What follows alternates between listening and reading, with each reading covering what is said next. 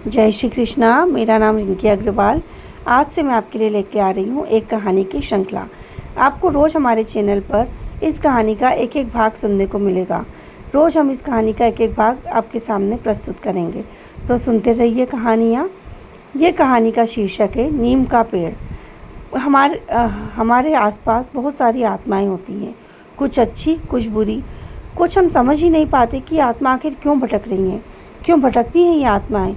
इसी ही कुछ दिलचस्प बातों को लेकर है हमारी आज की कहानी। तो चलिए शुरू करते हैं हमारी कहानी, नीम का पेड़। रामपुर का एक छोटा सा गांव। इस गांव के आसपास बहुत सारी हरियाली, बहुत सारे बंगले, बहुत सारी पुरानी हवेलियां, सब कुछ बना हुआ था। गांव से शहर की ओर जाने वाले रास्ते पर 2-3 मकानों के बीच एक बहुत घना बड़ा नीम का पेड़। लोग कहते हैं ये नीम का पेड़ पता नहीं कितने सालों पुराना है। हर व्यक्ति ने इसको देखा है और इस पेड़ के आसपास हमेशा कुछ ना कुछ अजीबोगरीब घटनाएं होती रही हैं, कुछ अच्छी कुछ बुरी। कई लोग समझ ही नहीं पाए कि इस पेड़ के नीचे क्या कोई आत्मा है, लेकिन यदि आत्मा है तो कई बार बहुत अच्छे काम भी हुए हैं। तो यह आत्मा कैसी है?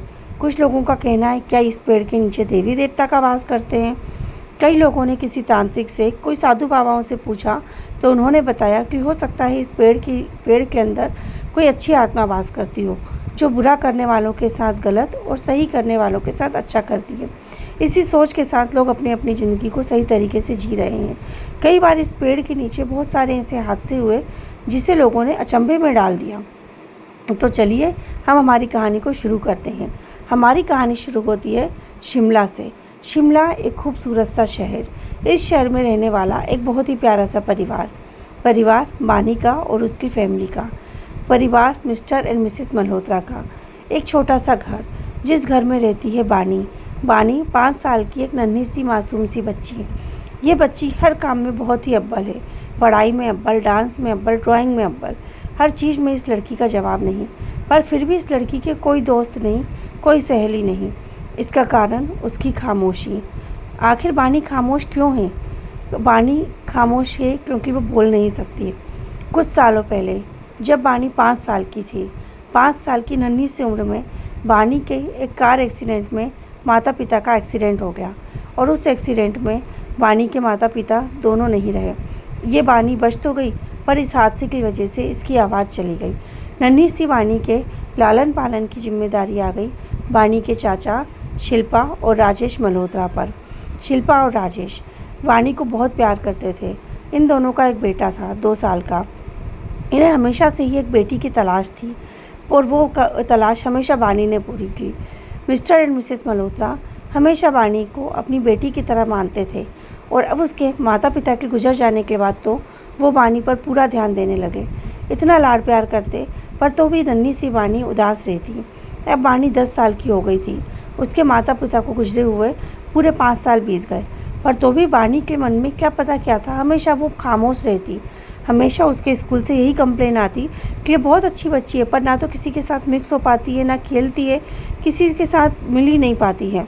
और इसकी वजह शायद उसकी खामोशी थी कि वो अपने आप को लोगों से अलग करके रखती थी।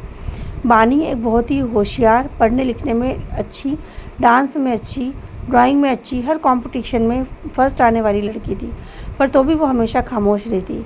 बानी को उसके चाचा चाची ने हमेशा डॉक्टर को दिखाया और डॉक्टर यही बात बोलते कि इसकी आवाज़ एक हादसे में गई है, तो हो सकता है किसी हादसे में ही इसकी आवाज़ वापस आ जाए। बानी बहुत अच्छी ड्राइंग करती।